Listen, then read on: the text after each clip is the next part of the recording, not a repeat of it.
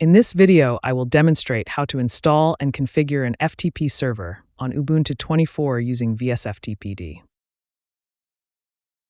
To get started, open a terminal, update the package list, and then install the VSFTPD package.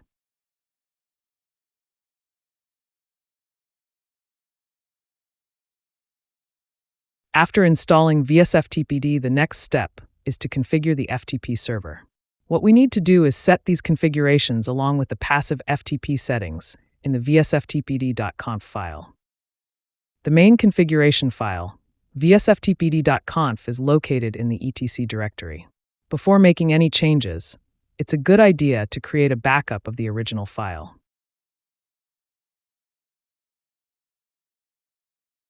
Now we'll edit the vsftpd.conf file to make sure all settings are configured correctly. Here, the local enabled directive is already set to yes.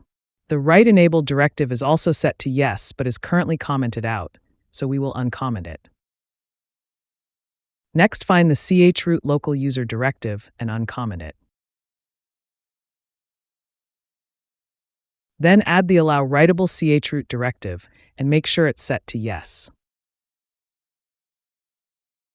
Finally, add the Passive FTP configuration settings at the end of the configuration file.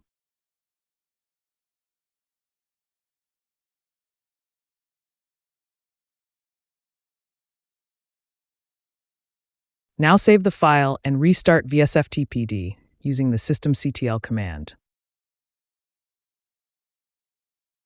After restarting VSFTPD, check the server status to make sure there are no errors. If there are any error, it's most likely due to incorrect syntax in the configuration file. Okay, that covers all the necessary FTP configurations for now. However, if your server is behind a firewall, you will need to open port 21 and the designated passive port range in the firewall settings. For instance, if you are using the UFW firewall, you can execute these two commands to allow traffic on port 21 and the passive port range. In my case, I don't have UFW running. However, this server is hosted on AWS, which has a built-in firewall called security groups. Therefore, I will first open the necessary ports within the security group settings, and then we can test the connection.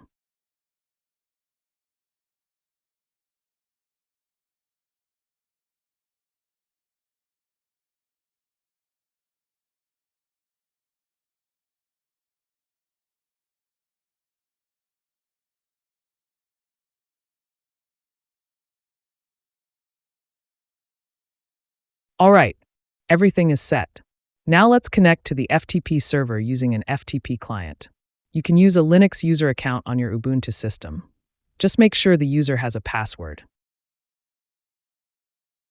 Remember that you'll be connecting to the user's home directory, and you'll be restricted to that directory.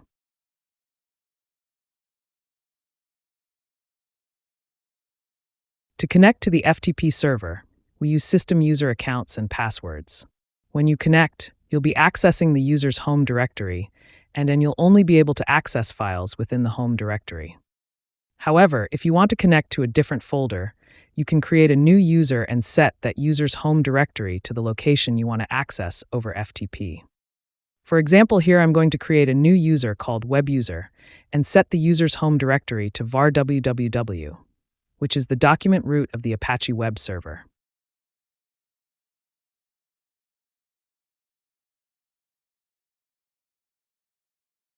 We'll also make WebUser the owner of the www directory. Now, when we connect to the FTP server using the WebUser account, we will be accessing the Apache document root.